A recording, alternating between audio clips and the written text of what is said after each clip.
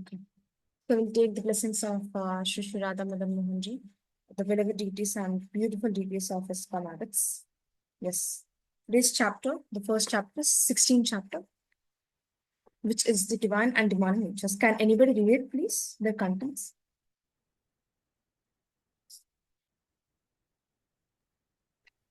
Divine and demonic natures make a choice. Okay, thank you. Next slide. Okay, can anybody read 26 divine qualities? Fearlessness, purification of one's existence, cultivating spiritual wisdom, charity, self-control, performing The for voice is others. not clear, Study of Madhuri. okay, is it audible? Fearlessness, purification of one's existence, cultivating spiritual wisdom, charity, self control, performing sacrifice, study of Vedas, austerity, simplicity, non violence, truthfulness, freedom from anger, renunciation, tranquility, aversion to fault finding, compassion for all beings, freedom from cowardness, gentleness, modesty, steady determination, vigor, forgiveness, fortitude, cleanliness, freedom from envy, freedom from passion of honor.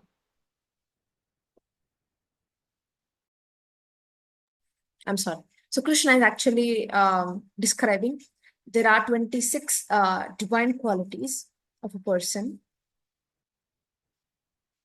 Yeah. So amongst these, we'll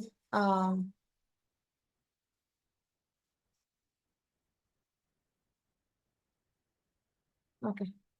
So amongst these 26 qualities, we will not be able to complete everything. So four main qualities we will be covering.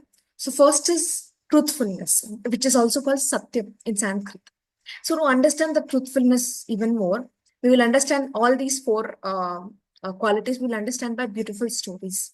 So when actually Prabhupada he established ISKCON in various different countries, during his visit to one of the center in in ISKCON. One second, please. Yeah. So I'm sorry. So before Prabhupada was went to the West, he actually was a normal grahastha. That means he was a family man. He had his wife, children, etc. So to maintain his family, he had to do some business. So he established a pharmacy business in Calcutta. He was originally from Calcutta. So he was always honest. Many shopkeepers were actually trying to loot the customers' money, make more money, but he refused to do that. So once his business partner suggested Prabhupada saying that, let's use all the cheaper ingredients to make more profit.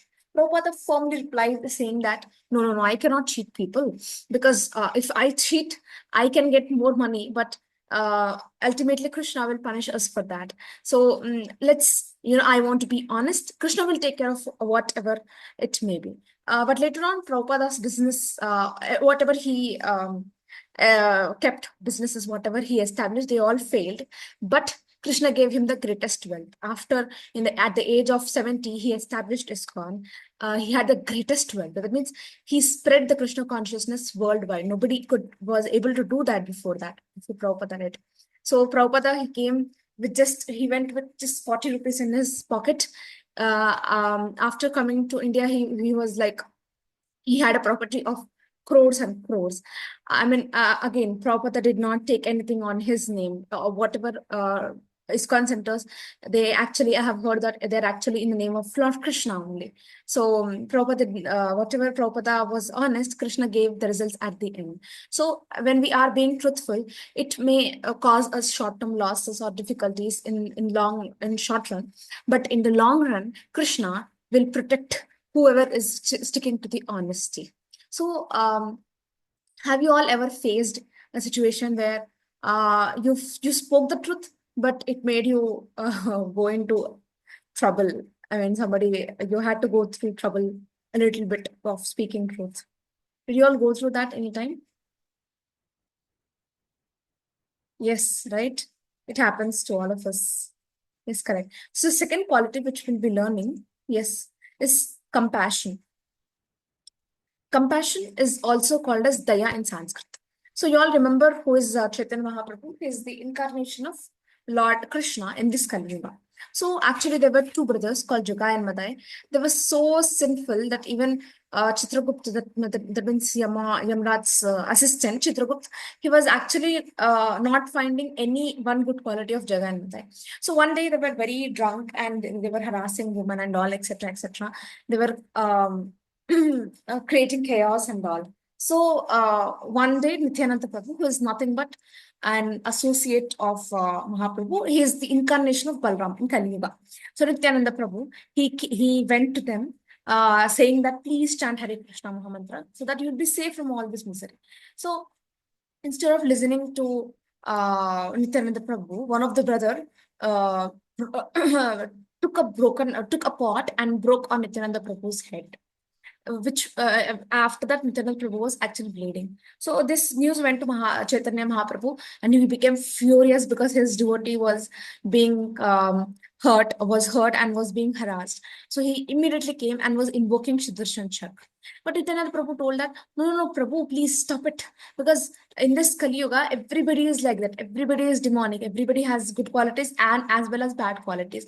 How many people you are going to kill? If you keep on killing with the Sudarshan Chakra, everybody on this earth will be killed. So please forgive them. So that is when Chaitanya Mahaprabhu forgives Jagai and Madai. Jagai and Madai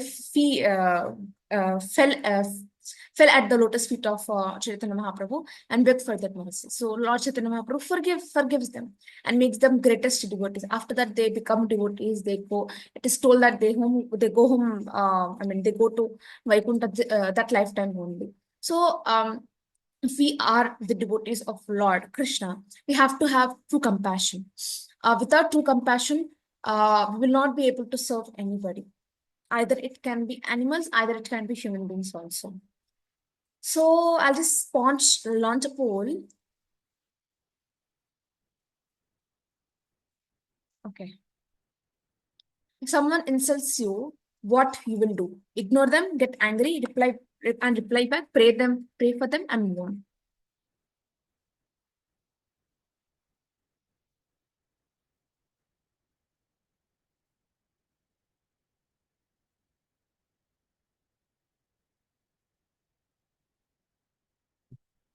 Okay.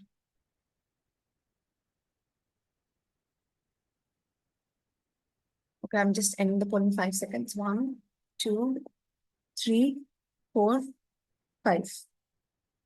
Okay.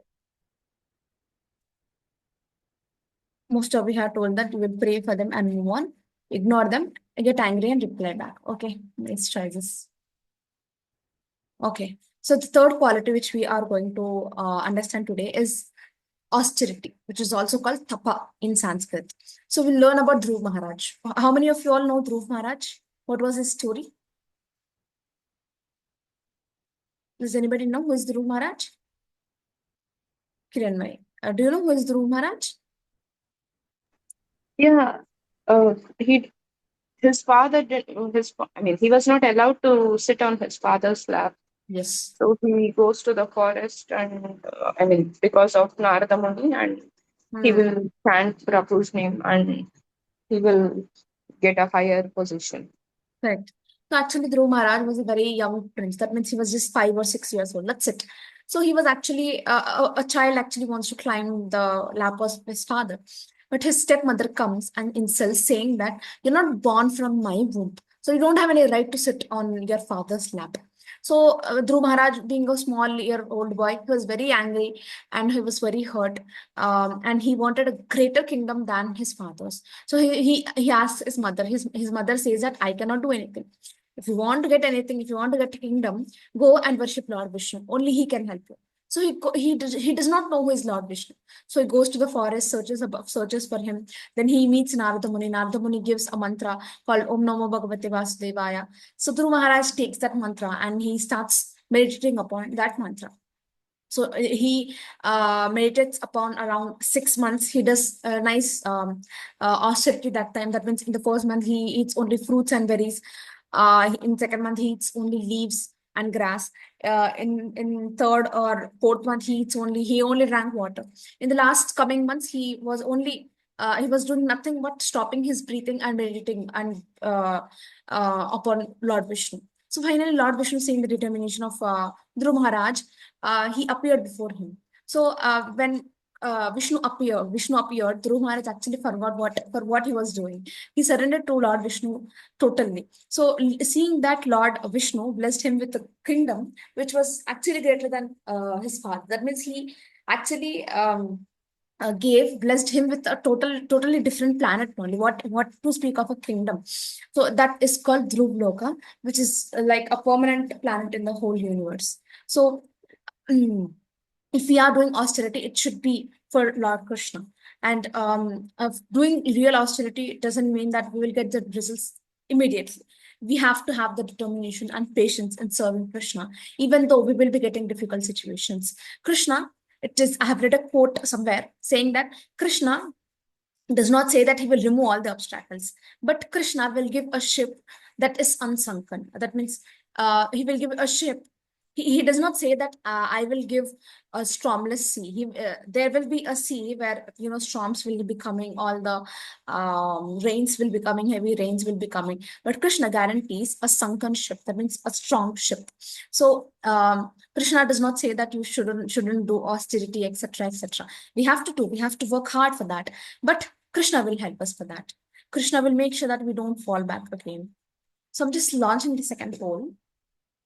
What is the hardest austerity? Waking up early, avoiding gossip and criticism, avoiding social media scrolling.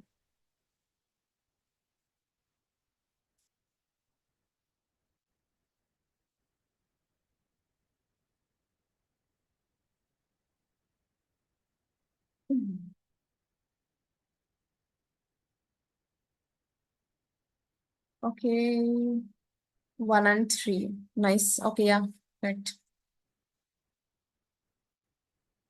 It's very difficult, to get up early in the morning or avoiding talking about somebody else, and avoiding social media scrolling is the biggest problem these days. Okay, I'm just sending the poll. Okay. Yeah, you all are right. Waking up early, avoiding criticism, gossiping, avoiding social media, everything is very hard to do. So the fourth one is cleanliness, which is also called shaucham. So I'm just explaining all these because we have to understand what are these, but how to overcome them, why we have to follow them, we'll learn it in the next slides.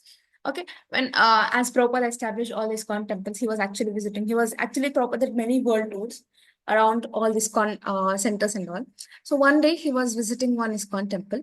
He saw the kitchen was dirty and the what do we say, little bit drainage water was actually coming into the temple and all. So Prabhupada was so frustrated by that, he insisted on cleanliness. Not only, I mean, the surroundings of the temple should be clean, even inside the temple also it should be clean. Prabhupada used to say that cleanliness is next to godliness. So if it is unclean, how can Krishna accept bhoga from such a dirty kitchen and all? So he always taught his disciples, the devotees, how to keep the surroundings clean. Even Prabhupada was living in USA, where he used to live with very unclean roommates and all, but Prabhupada used to maintain. He used to not think that, okay, this person is not maintaining cleanliness, so I need not maintain it. But Prabhupada was a very great personality. He could not compromise on his values. So not only, even if we see now in ISKCON, there is no such thing as dust and all.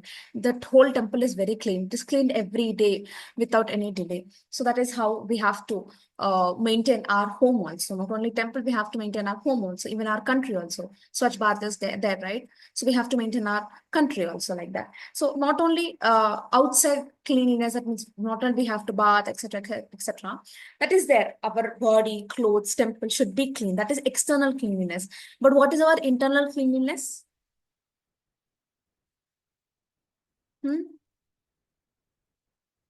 What is our internal cleanliness? Nobody knows? Remove our anger, pride, everything. Yes, removing all the bad qualities. It means our heart our mind, our thoughts, our desires should be pure. That means they have to be cleansed internally. Yes, by chanting, we can cleanse them. So all these qualities, not only these 4 qualities or these 26 qualities are divine qualities, which will bring us closer to Krishna. So, but how these can be developed is by chanting, by serving devotees, by hearing about Krishna. So, and there are many other things also. So, by bhakti, we can get all these qualities. Again, a point to be noted is that we need not get all these qualities and then do bhakti. We should do bhakti and then get all these qualities. Without bhakti, it is impossible to get all these 26 qualities. So it is vice versa. So we'll all try to at least apply one quality in our life every week. Do you all promise to do that? At least one quality? Yes. Yes. Thank you. Thank you, Shivani. Thank you, Jyotsna. Okay. So before going to the next slide, I'm just launching the third poll. Which quality do you admire most in yourself or someone else? Truthfulness, compassion, austerity, cleanliness.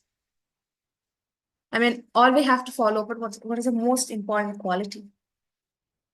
Mataji, can we go to the next slide?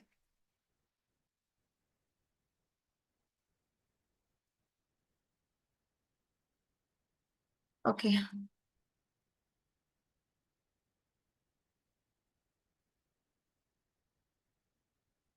Okay, I'm just sending the poll in 5 seconds. 1, 2, 3, 4, and a 5. Okay. So yes, truthfulness, compassion, cleanliness. Yes, everything are very important in our day-to-day life. Okay, can anybody read the slide?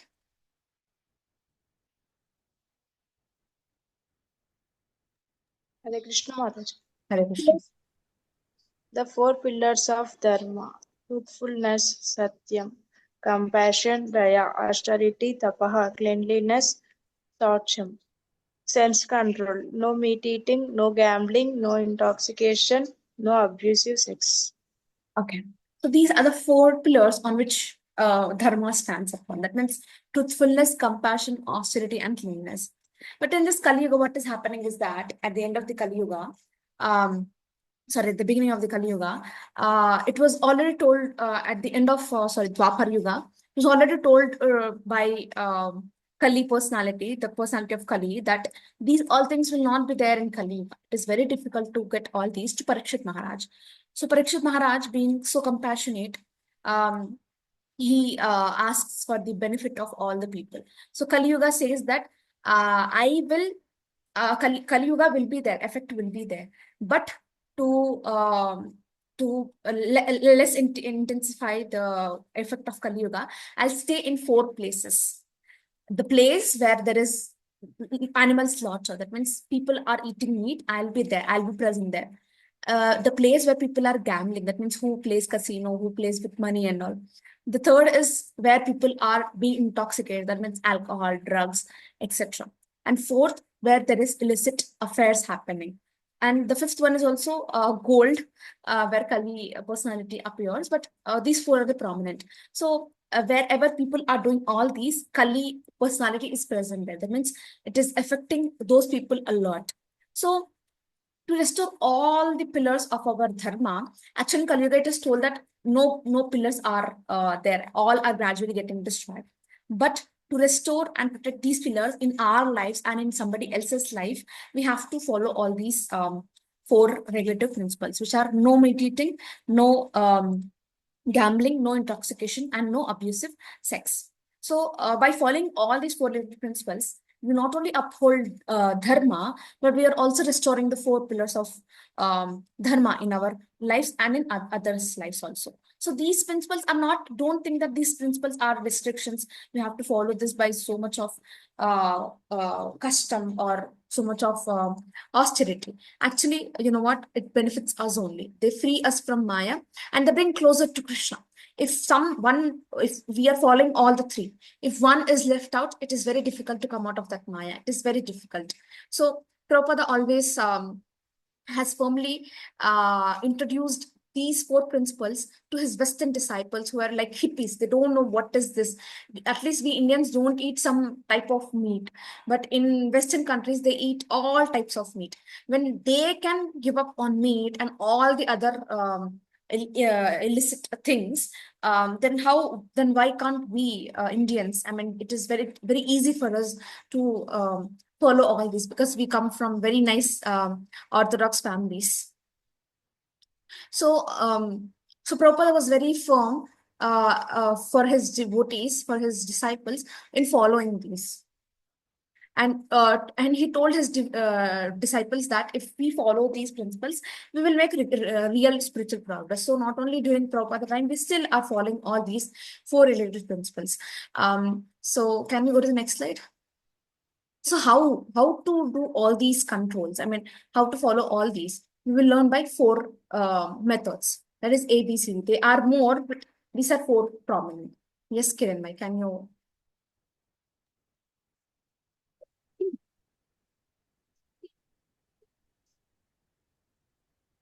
You're not audible.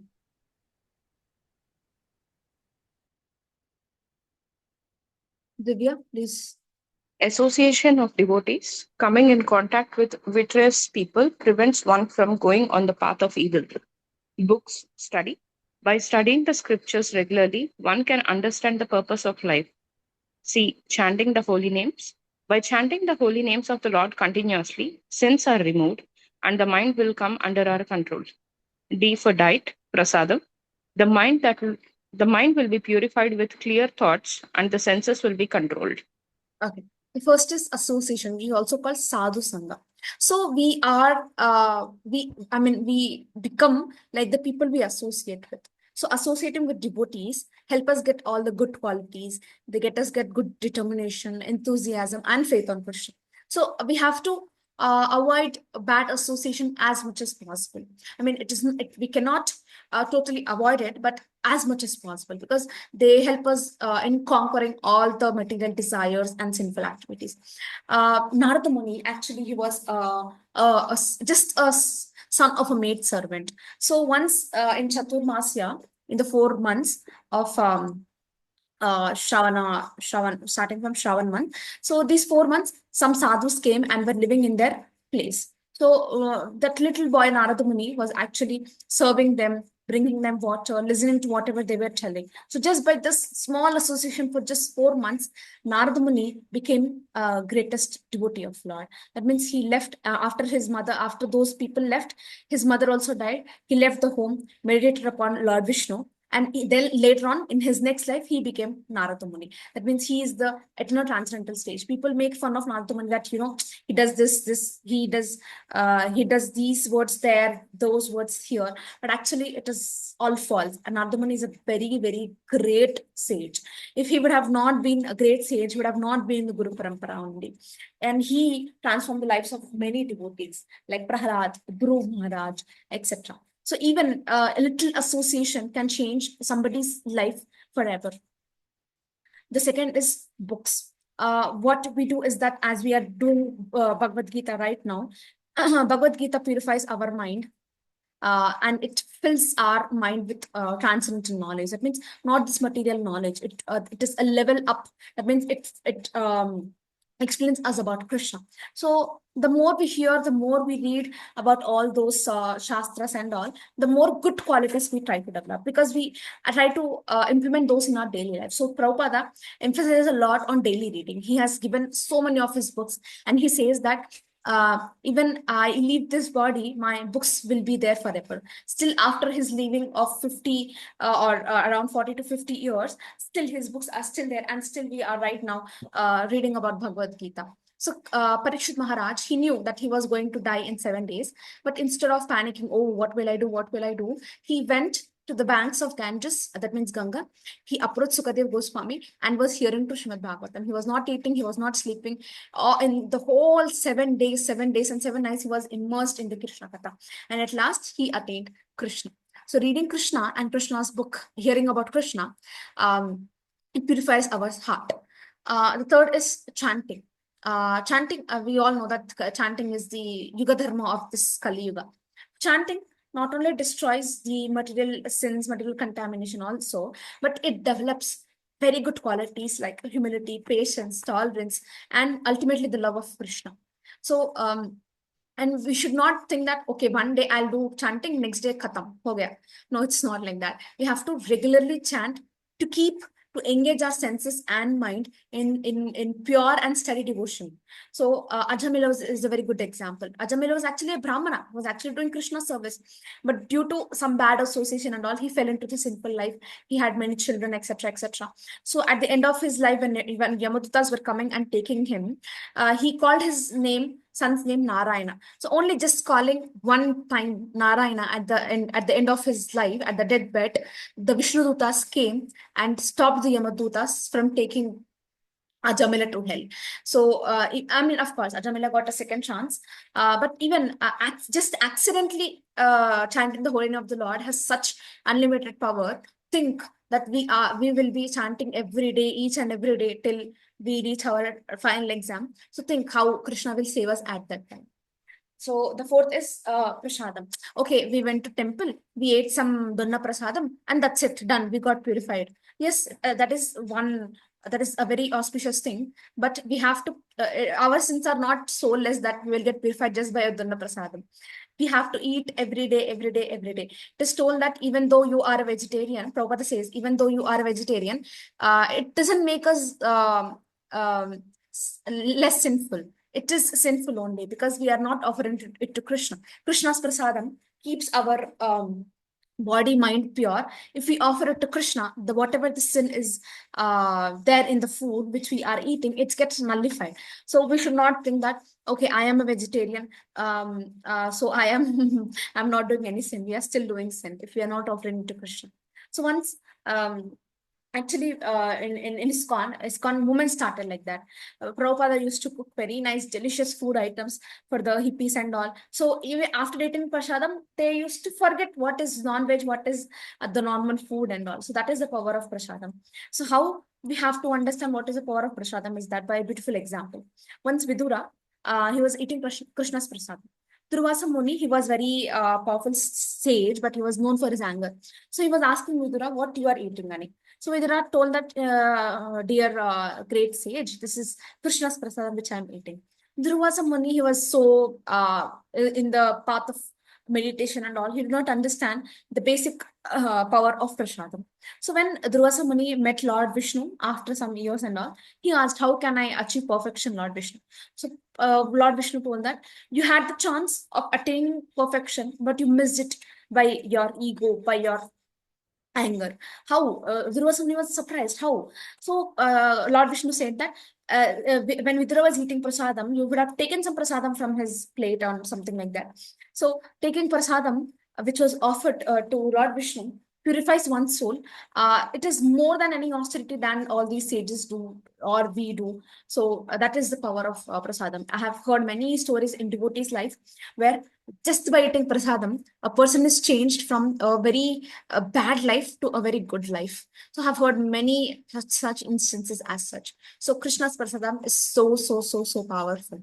So you should not think that, okay, this is just a prasadam, we are eating Durna prasadam, that's it. We have to eat that prasadam with so much mindfulness, thinking that this is direct prasadam of Krishna.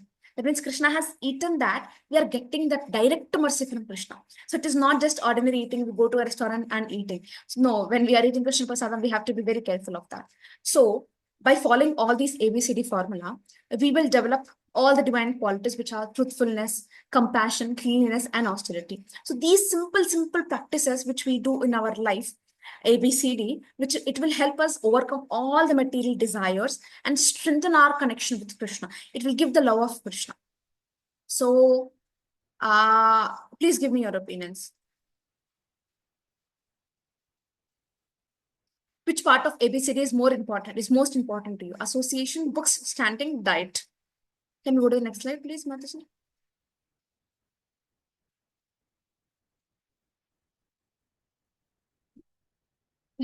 See, okay.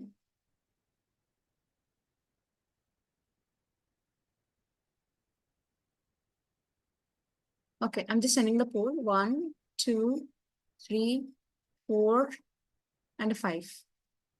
Okay. So yes, you all are right. Chanting is the most important thing, followed by sadhu sangha, then books and diet prashadam. Correct. Everything is important, but chanting is the stepping stone of our devotion service. Okay. Can anybody read the 6 demonic qualities?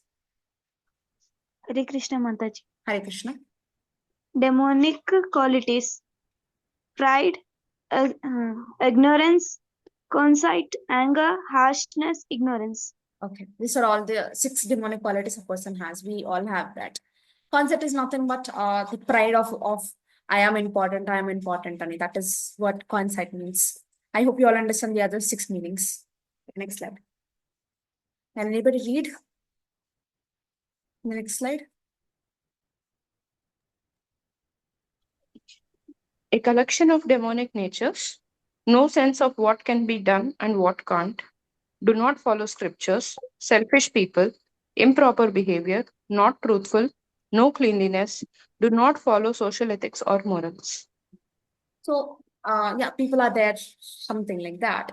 But, we should not think that don't have those qualities. We still have those demonic qualities and we have to try to improve. How we will improve is that, we have to follow the ABCD, and slowly, all these demonic qualities will exit our consciousness, and divine qualities will enter into our body, mind, soul, etc. Can we go to the next slide? Okay, can anybody read, please? They believe that to gratify the senses is a prime necessity of human civilization. As until the end of life, their anxiety is immeasurable, bound by a network of hundreds and thousands of desires and absorbed in lust and anger. They secure money by using means of sense gratification. Available to 16.9. These are by far strength, pride, lust, and anger. The demands become envious of disciplined personality who is situated in their common body when the bodies are Actually, you're not audible, Madhavi. To just check your this thing. So, what is the primary necessity of these asuras is that they want only sense gratification. That means the senses should be fulfilled. So, they are absorbed in lust and anger and secure money by illegal means for sense gratification. We are seeing people, right? They are scamming a lot. There are people who are bribing all the corrupted politicians, officers, etc., etc. So these, even the businessmen, they think of their own. They cheat people and get more money. Even, just small things they cheat. If, for example, the price is only for 10 rupees, but the person is trying to cheat, taking advantage of the innocence of common people and selling it for 20. That means black market, etc., etc. So people with asuric qualities, they only want to satisfy their own senses. That's it. So they are bewildered by false ego, strength, pride, lust, and anger. The demons become envious of supreme personality of Godhead. That means they want to become the real king. They want to become the controller. But anyways, one day or the other, we have to leave this body. Then there is no money. There is no this and that. Okay. Well, I mean, whatever we have to earn, whatever we are going to do, we have to do it in the right path, not in the wrong path. Okay, can you go to the next slide? Okay, the first step in the treatment is diagnosis. Check if one of these thoughts and uproot them with the help of Krishna. So actually, 1 second. Yeah, can we go to the next slide, Mataji? Okay, before going to the next slide, Krishna says actually in the 4th chapter, Paritranaya sadhunam vinashaya cha dushkrutam dharma samstarpanataya sambhavami yuge yuge. So you all might be thinking that we have all, the world is so bad in Kali Yuga and Krishna is not coming. I also used to think that Krishna, I mean, Lord, so much bad things are happening in the news and all. How can you be so heartless? How can you not come to this world? And how can you not kill such people as such? So, Krishna, actually, what happens is that in every yuga, Krishna comes for 3 reasons: to protect his devotees, to destroy the demons, and to re-establish the religious principles and all. But in this Kali Yuga, the situation is very different. In Satya Yuga, Treta Yuga, Dwapar Yuga, there were clear distinctions between who were with good qualities and who were with bad qualities. Good qualities were like Dhruv Maharaj, Prahalad, Yudhishthir, and demonic people were like Hiranyakashipu, Ravana, and Duryodhana from all the three yugas. But in this Kali Yuga, it is said that the divine and demonic qualities exist in one only person. That means if Krishna comes as Narasimha Dev or as Krishna or as Lord Rama, everybody would be killed off. Nobody will be alive, because we all have those demonic qualities as well as divine qualities. So in this Kali Yuga, no one can be told that okay, he's entirely pure, or he's entirely evil. They have both the qualities. So if Krishna comes and destroys us physically, uh, everybody would be killed, including all of us. So that is why Krishna is not coming. But Krishna has actually come, but he did not give any weapons. He did not come with any weapons. He came as Lord Chaitanya Mahaprabhu 500 years ago. So Lord Chaitanya Mahaprabhu gave the Harinam Sankirtan. That means he gave the chanting of the holy names. So to remove all these demonic qualities and to get all the good qualities inside us, we have to chant. We have to chant. In it is said that Hare Nama, Hare Nama, Hare Nama eva kevalam, Kalo nasteva, nasteva, nasteva gatiranyata. That means in this age of Kali, there is no other way than chanting of the holy names. So in this Kali Yuga, we should not think that okay, by weapons everybody will be killed. No, actually, before seeing others, we have to see all the demonic qualities which are there in us. Don't we have pride? Yes. Don't we have anger issues? Yes. Don't we have false ego? Yes. We all have those demonic qualities. So instead of focusing about somebody else, we have to focus upon first. First, we have to help ourselves, then help others. It's just that in time of emergency, they tell in plane, right? First, you keep the oxygen mask and then you help somebody else. So that is the case in this Kali Yuga. Okay. So can anybody read it, please? There are three gates leading to this hell: lust, anger, and greed. Every sane man should give these up, for they lead to the degradation of the soul. So the three gates of hell are lust, anger, and greed. I mean, lust for all the things which we want, anger if we don't get those things, and greed for if even we have this much, we want more and more and more. We all have these tendencies, right? Everybody has these tendencies. So Krishna is saying, the person who will give up, for they lead, every sane man should give up these, for they lead to degradation of the soul. That means if we don't give up, they will destroy our soul. Okay, can we go to the next slide? So how can we get out of this hell that we are creating by our own self? Nobody's creating it for us. We ourselves are creating that. The next slide. So how is that? Can anybody read it, please? One should therefore understand what is the duty and what is not duty by the regulations of the scriptures. Knowing such rules and regulations, one should act so that he may gradually be elevated. So once actually there was a Ramayana class happening. Everybody were listening, everybody were doing something like that. So one person was nodding his head, thinking that, I mean, if somebody sees him, we can see that, oh, he's listening with great care, with great attention and all. So he was nodding something like that. So at the end of the course, when the the speaker asked, are there any doubts? So the person who was nodding very much, he eagerly stood up and asked, your explanation is so nice, everything was clear, but I have just one small doubt. The speaker asked, what is your doubt? The man replied saying that you spoke so much about Ravana and Rama, but I'm still confused. Who is the evil one? Then the speaker told, uh, Rama and Ravan are not evil right now. Nobody is evil, or nobody, whatever question you asked, it's that you are evil, because after hearing so much about Ramayana, the entire session about Ramayana, you still don't know what is the difference between good and bad. So even for us, we know what is Ramayana, what is Mahabharata, what is Bhagavad Gita, etc., etc.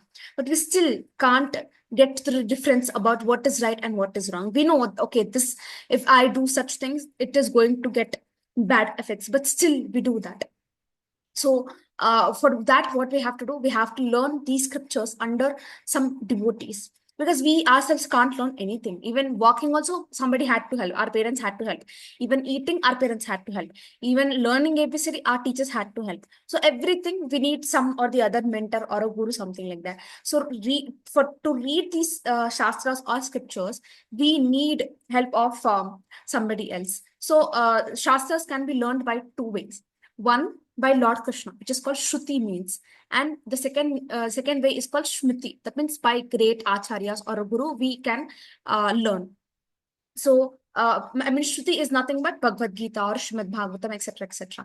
Smriti means the persons who are helping us learn these. So what happens is that if we make our own rules, we will get confused and we get deviated, and we don't know it is the right path or wrong. For example, if somebody has made us learn that ABCD is the right manner, that is why we are following it. If we would have used our own intelligence, we would have told Z is the first, or J is the second letter, or I is the third letter, K is the third letter, fourth letter, something like that. So we cannot use our own intelligence to understand. So only and what scriptures we have to follow? Not whatever is available in the market. Only Bhagavad Gita, Srimad Bhagavatam are the true scriptures. And it is not told by me or somebody else. It is told by Krishna himself and by the greatest acharyas of all time. So can we go to the next slide? So this is how we will nullify all the demonic qualities in us and get all the divine qualities.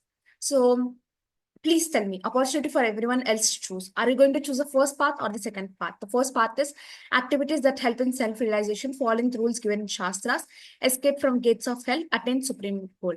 The second is don't follow Shastras, act according to one's own choices, sorrowful, no happiness, downfall. What do you all want to choose? First path, right? First path. Yes, yes. 1 1 1 1 1. Okay, I'm so happy that you all have chosen the first path. Okay, next slide. So this is the end of the 16th chapter. Can anybody read the final reflections? Cultivate divine qualities. Be fearless, truthful, and kind to progress spirituality. Avoid demonic traits. Pride, anger, and arrogance lead to downfall.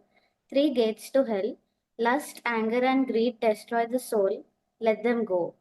Follow scriptures. Acting against them leads to sorrow and failure. Choose the right path. Make wise decisions to reach the supreme goal. So I hope you all will at least take one reflection from this chapter and implement in your life. Okay, next.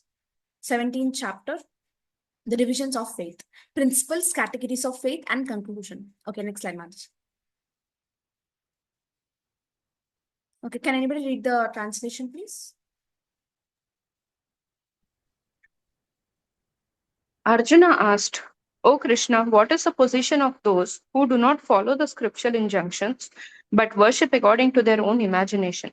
Are they in the mode of goodness, in the mode of passion, or in the mode of ignorance? Okay. So Arjuna is asking if people do whatever they want according to their own desire or their own choices, under which guna they fall under. I mean, under which mode of nature they fall under. And if somebody follows a vrata or doing strike, hunger strike, or worships sincerely, but that is not according to the Shastra, what will happen to them? Ani Arjuna is asking. Okay, can we go to the next slide? Okay, O son of Bharata, one is according to the various modes of nature. He develops a certain trust. According to his qualities, he's said to have a certain faith. So there is a beautiful, I mean, silly story. So there was a tradition of cat. So in a small village, there was a newly wed couple. They arrived at their home. So as per the tradition and all, her mother-in-law welcomed her. They're performing aarti to the lordships, and she was welcoming them. So a cat was actually disturbing them and all. So to avoid the cat disturbance, what the mother-in-law does is that she puts the cat inside a basket, and then they continue the art. So after many years, the young bride, who was the newly married person, she became the mother-in-law. So what she did was that she blindly followed what her mother-in-law did. She did the aarti, etc., etc. But she put a cat in the basket, thinking that this was some ritual or some pracharam, something like that. So she did not know what was happening. So then, so her daughter-in-law was asking, "What is this?" She told that, "I don't know. My mother-in-law followed it. She did the same thing, so I'm doing the same thing." So after many years, the third daughter-in-law became the mother-in-law. She did the same thing. So, what is the meaning of locking a cat in a basket? There is nothing. There is no ritual or something like that. There is nothing written in the scriptures about that. So, all the generation people, they have completely forgotten what is the real purpose of ritual. They were blindly following an unnecessary action that was not at all required only. So, whenever we are following some ritual or something, we have to understand what is there in the scriptures for what it is applied for. We should not follow any tradition or ritual just like that, just blindly. Okay, I am from many generations, these people are following, so I am also following. No, it should not be like that. We have to have a good explanation behind that. If it is there in the scriptures, then we have to follow. It is not there in the scriptures, we should not follow. A very big misconception is that in front of all these ammavarus and all, they do bali of a goat or a hen, something like that. Actually, it is not there in scriptures. In scriptures, it is there that the qualified brahmanas who know the verses very well, they sacrifice an old cow or an old animal in the sacrifice in the yagna kunda. Why? Because they want that animal to get a new human body. But when we do that, of course, that goat or hen gets a human body. But if we eat the meat of such animal, the animal again takes rebirth and gets revenge from us. So it is not according to the Shastras, but people think that, okay, I am following this from many, my ancestor has been following, so I am also following. So are we worshipping in the right way? No, it might be right, it might not be right. So we must check the Shastras or the scriptures to confirm that. So bhakti means not just blindly following something or somebody. If even I am telling something, you need not follow it blindly. You have to go back to the Bhagavad Gita, analyze that, okay, is Mataji saying correct or not? If she's saying wrong, then go back to her. What is the explanation why she has told her? If she's saying wrong, then reject her. So something like that. We should not follow somebody just like that, just blindly. Okay, if I'm doing this, I'm getting all this. I'm listening to Bhagavad Gita, so I'm getting something out of that. So I am following them blindly. No, it should not be like that. We have to understand what is the Shastra behind that. So if we don't follow what the Shastra is saying, we will act according to our own self. That means we act according to the three modes of material nature. Okay, next slide, please. Yeah, so the three gunas are actually present in the same family. For example, if we take Vibhushan, he's in the mode of goodness. That means he knows what is right, what is wrong, and he does not support adharma. He gave all his kingdom, etc., and he surrendered to Lord Rama because Lord Rama was on the right path. So, and he constantly chants the holy names of the Lord Rama, etc., and he guided Lord Rama to win the war, how to kill different demons, etc. So, Vibhishan was in the mode of goodness, while Ravana was in the mode of passion. He was always wanting to have more and more. He kidnapped more and more women. He wanted this kingdom, that kingdom. That means he was so greedy, selfish. He wanted his own personal gain. He did so many austerities and sacrifices for that. So he's in the mode of passion. But what happened? His passion led him to the downfall. He lost everything, including his life only. What to speak of kingdom, his wives and all. The third is Kumbhakarna, mode of ignorance. He was always sleeping. He was always, even if he was awake, he was eating that. When he was sleeping, he was sleeping at a stretch for 6 months. So, which is nothing but it symbolizes laziness and ignorance. And whenever he used to get up, he used to eat a lot. So he used to not understand what is the difference between right and wrong. So because of that, he was killed in the Ramayana. Okay, so before going to the next slide, I'll just launch the poll. Which guna do you think dominates you the most? Sattva guna, Rajas guna, and Tamas guna or Tamas guna. Can you go to the next slide, Mataji?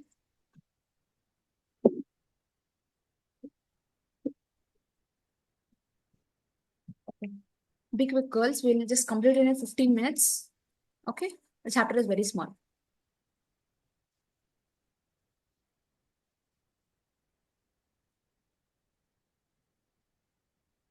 Okay. I'm just ending the poll in 5 seconds. 1, 2, 3, 4, and 5. Yes, Abba, you all are being very honest. I mean, yes, ignorance, yes, passion, sattva-guna. Yes, we all are bind in all these material modes of nature, right? Okay. So, okay, you can see the results. Okay. So above these three material modes of nature, there is a guna called Shuddha Sattva Guna. So we'll go through all those things and we understand what is Shuddha Sattva Guna that we can do. So, and one more thing is that to reach that higher stage, the key factor that determines our mood is that the association, the people we are with. For example, there is a tube light in your room, right? It is a white, bright tube light. It emits white light.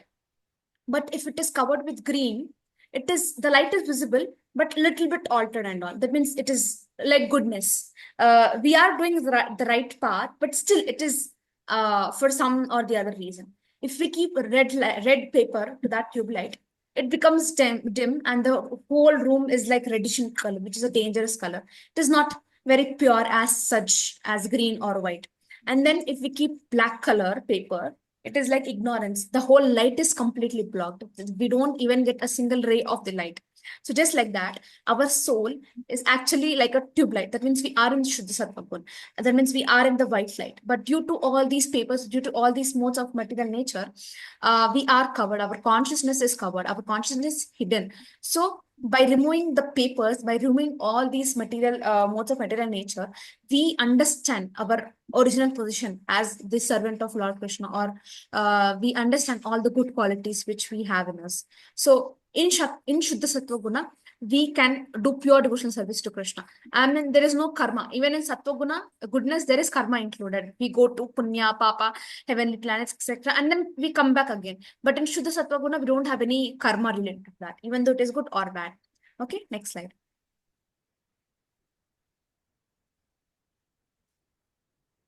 Okay, can anybody read?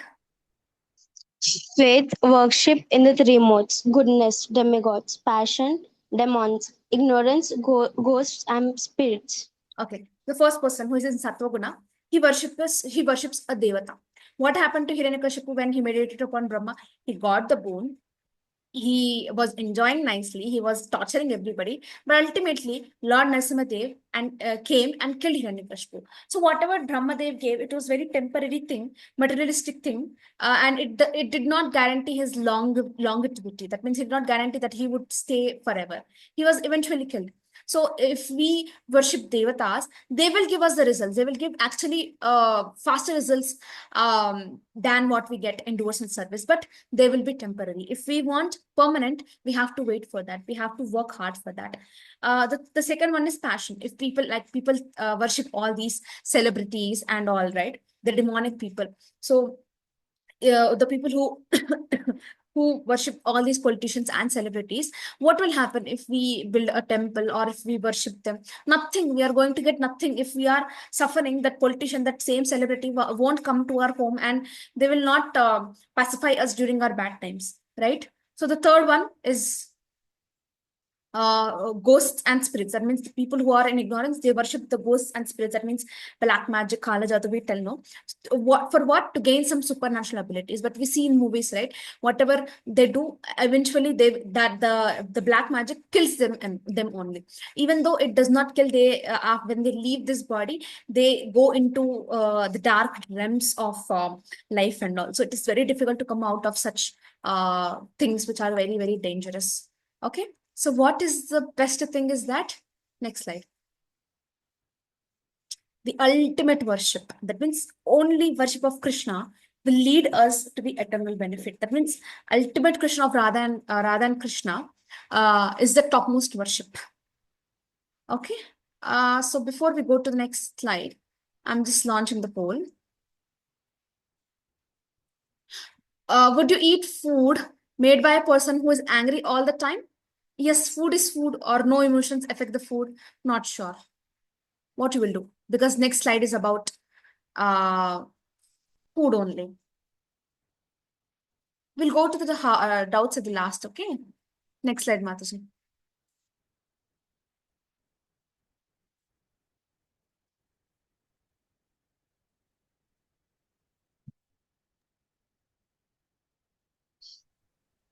Okay, I'm just sending the poll in 5 seconds. 1, 2, 3, 4, and a 5. Okay, actually, no emotions. Sorry, yes, food is food. No emotions after food. Not sure. Yeah, I know everybody don't understand what the food affects us. So we'll just learn about that.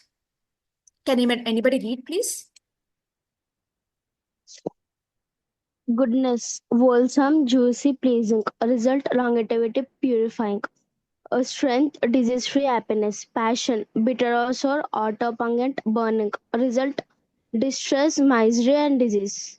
Ignorance, tasteless, decomposed, untouchable. Result, infection, disease, contaminating, early death. Okay. To understand how the food affects us, we will learn about a very small past time. So there was a great king. He invited different sages and all. So one great sage came to his palace. So the king, being a royal person, he gave a royal feast to the Muni. The Muni was, no, I don't eat all this. But the king insisted, though, so to not dissatisfy the Muni, the Muni ate the royal feast. So before that, the Muni was eating very nice Krishna Prasadam, etc., etc. He was very pure and all. He did not had any attachment to all these materialistic things. So suddenly, when he was leaving the palace, out of greediness, he took a pearl necklace from the palace. So what happened after, as soon as he left, he felt very sick. That means vomitings were happening, all the diseases were coming, and he was suffering from loose motions and all. So he realized, what wrong did I do? I was in the right path only, but what wrong did I do? Oh, I stole the pearl necklace. So from that time, this is happening. So during the same time, the king soldiers were all searching for the thief who stole the necklace. So the Muni, feeling very guilty, went to the palace and returned the necklace. So the king was actually not believing that the Muni was the thief, but the Muni told that, because I ate your royal feast, my consciousness has changed. That means you are a king, you want to conquer, that is your nature. But because I ate that, I absorbed that mentality. So now, because of that, I stole that pearl necklace. So now the Muni told that, that is why I was not willing to eat the royal feast, because this proves that how food we eat, it transfers the karma. I mean, it was cooked in the palace by all the materialistic people. So that is why the bad qualities came inside that Muni. So we have to be careful of what we are eating, where we are eating, how we are eating. So eating, even if we are eating vegetarian food, doesn't mean that we become pure. Even the king offered pure vegetarian food to the Muni, but still the Muni went into the mode of passion, right? So what is the best thing is that, next slide.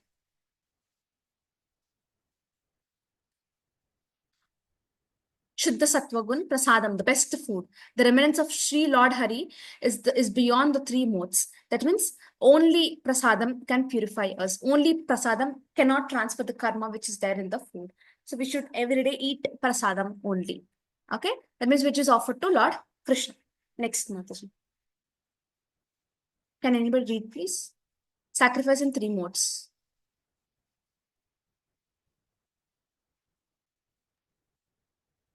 Goodness, as per scripture, as a matter of duty, no reward.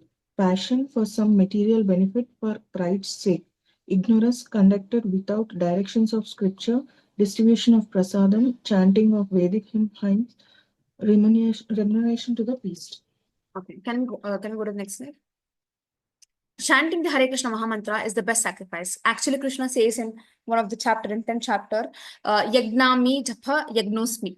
That means of all the sacrifices, I am the sacrifice of chanting the holy names. That means the Harinam. So Krishna is only saying that the best yagna is chanting. So people who are doing all the sacrifices, yes, they give some results, but they are only temporary results. But chanting is actually it is considered as a sacrifice.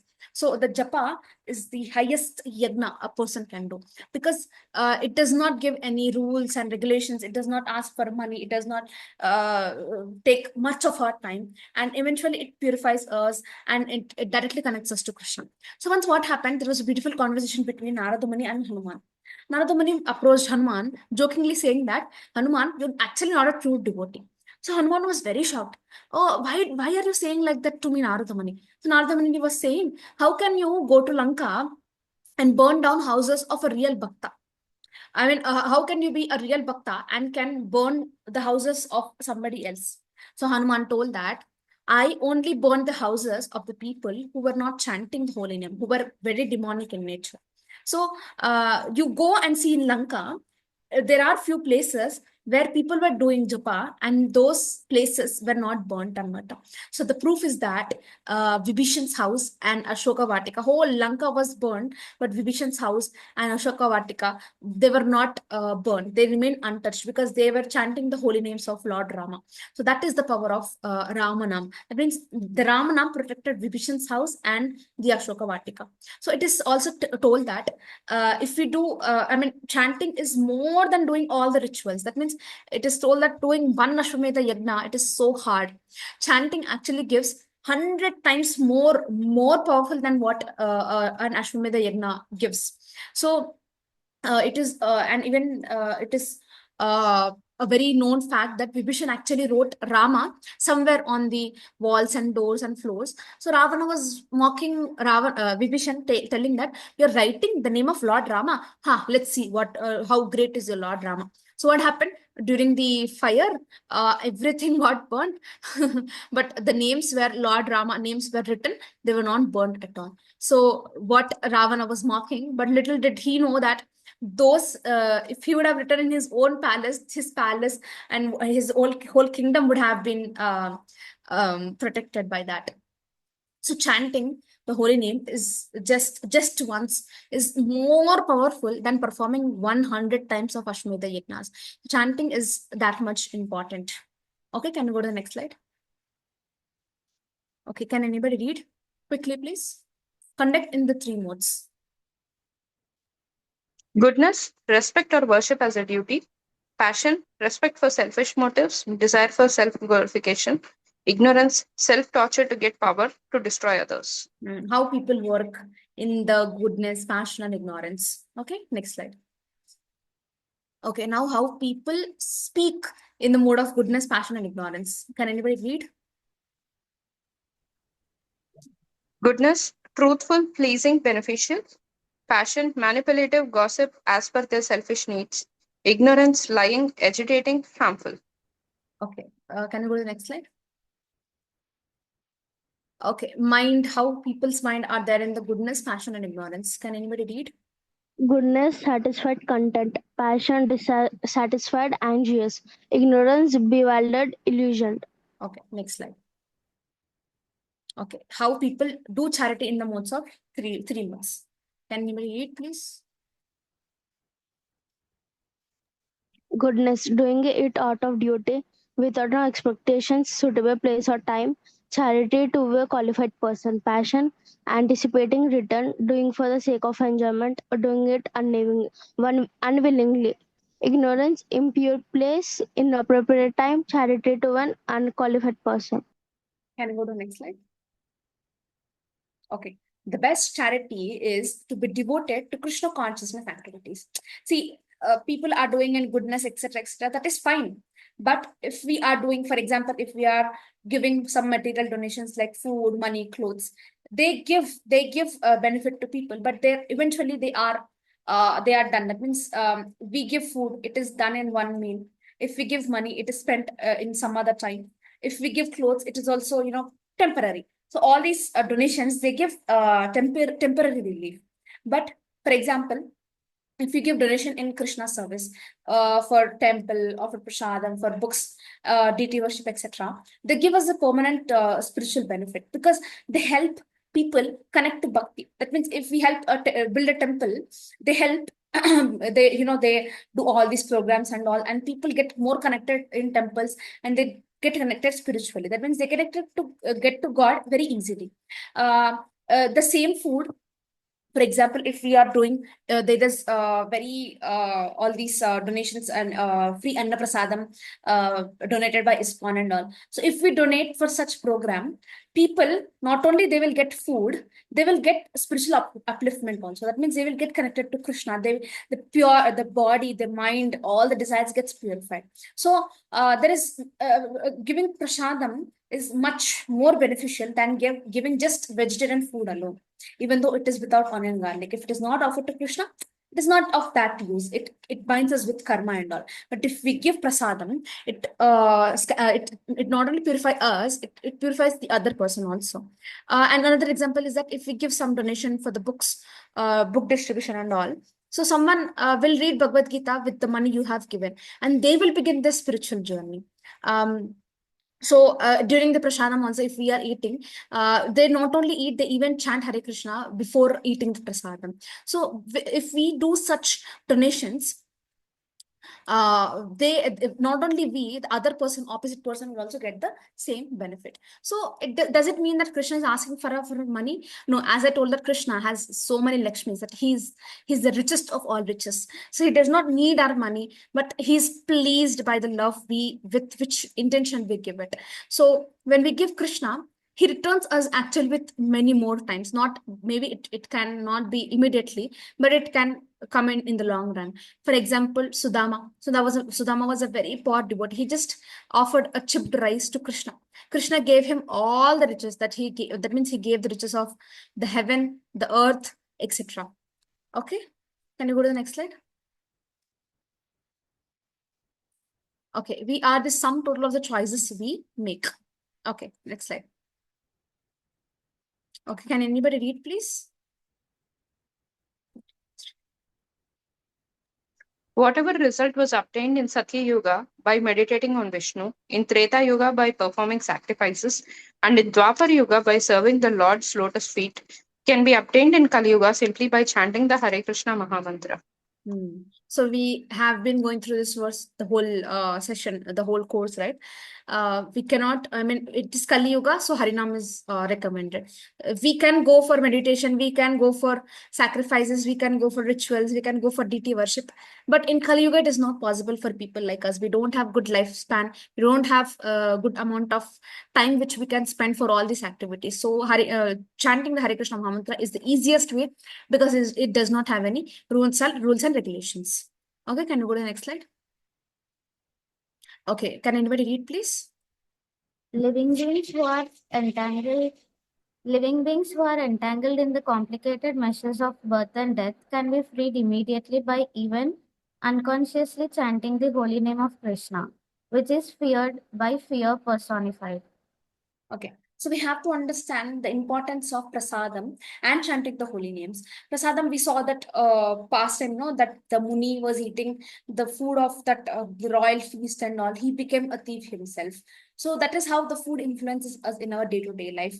So by eating only prasadam, our mind, our soul, our desires, they all get purified. We get all the divine qualities, and all the demonic qualities are sent away. And the importance of chanting, as Krishna says, this is the highest yagna. That means in Kali Yuga, other than Nama yagna, that means chanting the holy names, there are difficult ways of doing that. So Harinam is the only way to purify ourselves, because no sacrifices are needed also. If we don't do this ritual, that ritual, it's fine. If we do Hare Krishna Mahamantra, it's all right. So just like Hanuman, we were thinking about Hanuman and how he burned the Lanka, right? So only two places remain, that is the Vibhishan's home and Vatika, because Sita Devi and Vibhishan were immersed in the chanting of Lord Rama. So wherever there is japa, even fire cannot burn that place or that things. But where there is no chanting of Hare Krishna Mahamantra, the houses are already burnt and mata. So that means if we are chanting, any difficult situation, we will be able to handle. But if we are not chanting the Hare Krishna Mahamantra, even the tiniest of the tiniest problem, we will not be able to understand that. So today is the last but one day. of our 18 days Gita course. Every day we are doing this chanting before 10 minutes of our session. So tomorrow of this 18 days Gita course, that means the level 1, the video will be played at 5:50, the Prabhupada's chanting. So it is okay, we can chant, but when we do group chanting, it helps us in doing chanting even more nicely. So chanting together is more powerful than chanting alone. That is why people in temple, they do group chanting and all. So japa actually burns our sins and bad qualities also. So the combination of japa and prasadam is guaranteed spiritual success. So please don't miss tomorrow's japa session. This is the golden opportunity you all are getting. Okay, the next slide. Okay, make the Hare Krishna Mahamantra your lifeline. So it is told that Krishna consciousness or the Hare Krishna Mahamantra is not just for time pass. Okay, we are taking time. So we do Hare Krishna Mahamantra when we are getting time. And it is not that. We take time to do the Hare Krishna Mahamantra. That means everything is part of life. But Krishna is our life. So we have to understand the difference between Krishna is our life or part of our life. If we keep Krishna as part of our life, he will slowly go away. If we think Krishna is our life, then Krishna will permanently stay in our life. So it is according to our choices what we are going to choose. Okay, next slide, Mataji. Okay, anything done as sacrifice, charity, or penance without faith in the Supreme, O son of Pritha, is impermanent. It is called asat and useless both in this life and the next life. That means whatever we do without faith in God is no use and matter. That means even if we are performing good deeds, we are doing this charity, that charity without any selfishness, but if it's just not connected to Krishna, it does not have any spiritual benefit. It gives benefits, punya, papa, karma, but it does not give any permanent or spiritual benefit. So whatever we are having, we have to offer it to Krishna. Even small acts, it need not to be big things, even smallest of the smallest acts. If we are offering water to Krishna, that is a very good thing. If you are offering little dry fruits to Krishna, that is very nice. If we are telling that Krishna, I am yours, Krishna will, he's ready to take us as his. So what we have to do, we have to offer whatever we have, and we have to keep faith in chanting the holy names. That means whatever, if I am chanting these holy names, I am going to get benefited. I am going to grow more and more. We have to have that faith. So for that, we have to chant every day. And we have to keep on reading the scriptures, just like Bhagavad Gita, Srimad Bhagavatam, because it is a backbone. It will strengthen us our spiritual life. So, and it will make us understand that why Krishna is Supreme Personality of Godhead, why we have to chant the Hare Krishna mantra. So, as I told, we should not follow something blindly. We have to have faith, but not follow blindly. So, even to chant the Hare Krishna mantra, we have to inquire why we have to do that, why we should not do this, why we should do that, etc. So, yes, next slide, Mataji. Okay, can anybody read the final reflections? We are done for today. Faith shapes destiny. Your faith aligns with your nature, goodness uplifts, passion binds, and ignorance misleads.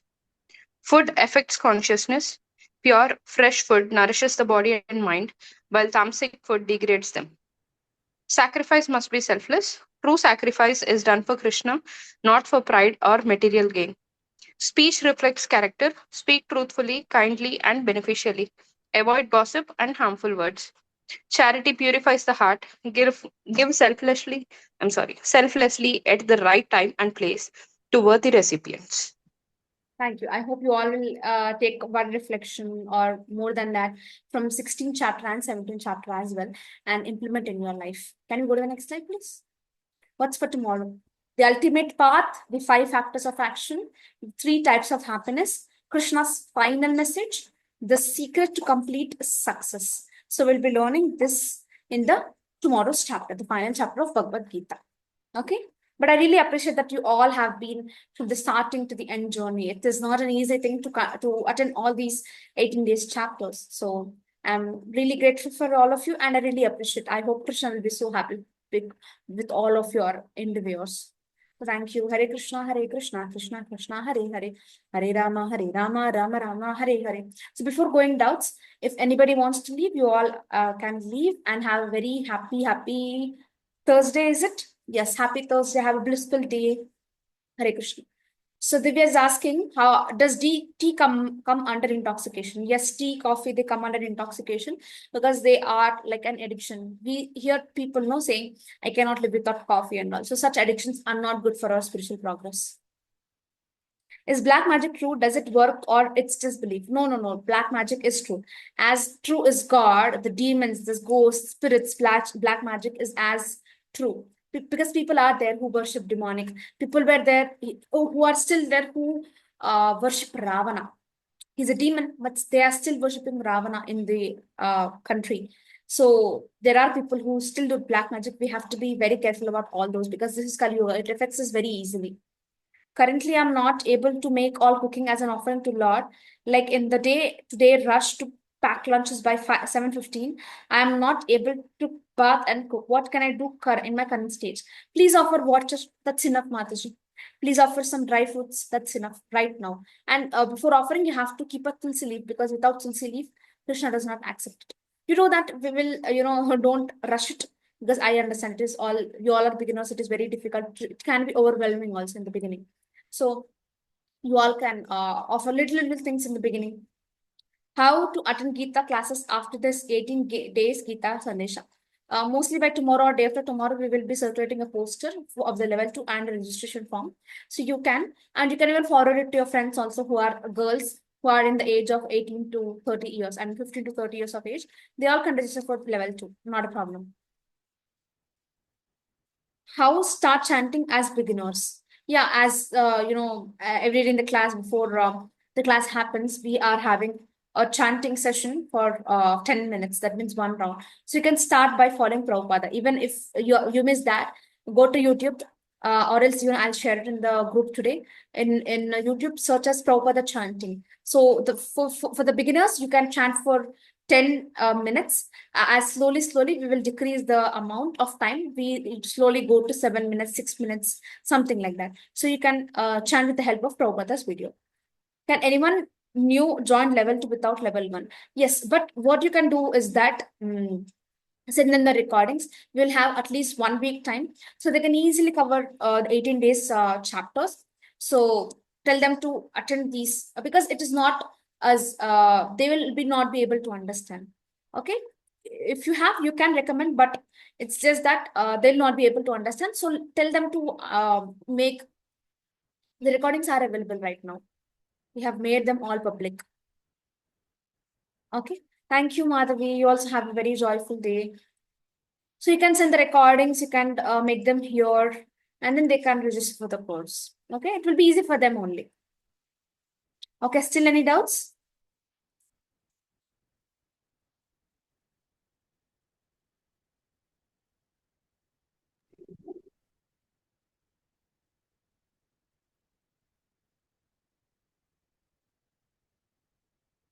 Recordings are there, ma. Yesterday I made them public.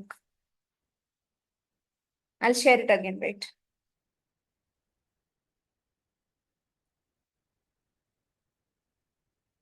Goloka Vrindavan means, as yesterday I explained, Goloka, Go means cows, the Loka where the planet or the place where cows are there, and number of cows are there, and where cows are worshipped.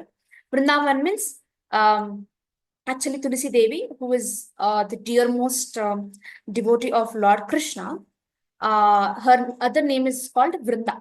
So in the forest where Krishna does this all pastimes, the place has a lot of tulsi plants. So that is why Krishna named his own place as Vrindavan after the name of his devotee. Okay. Recordings. I'm just checking 1 second. So by that time, any doubts you all can ask.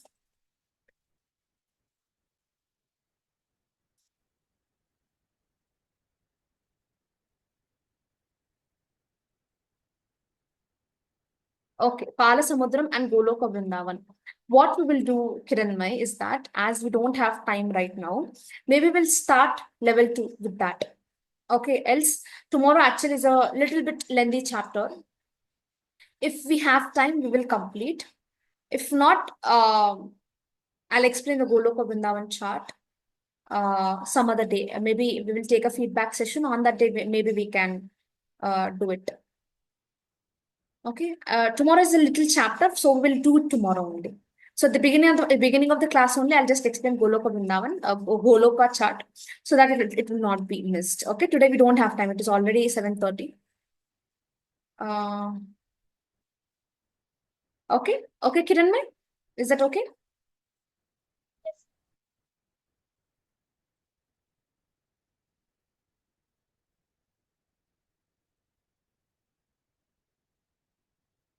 Yes. Okay. Any doubts? Yes, still?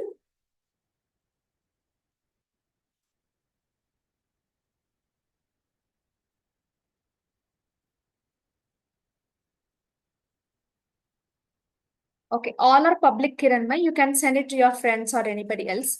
We will keep everything public till next week or something like that. Okay. I guess no doubts. We'll all see you tomorrow. Thank you. Hare Krishna. Have a nice day, blissful day. Hare Krishna.